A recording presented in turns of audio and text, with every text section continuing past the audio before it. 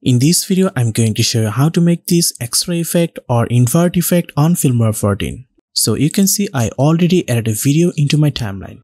So first of all, go to the effects section and search invert. But you can see there's no invert effect available in Filmora, but we can do it manually. For this, first of all, go to the stock media, then go to the solid color. Then add a white color into the upper track. Then select this and go to the compositing. And now set blend mode to difference. And you can see our invert effect is done.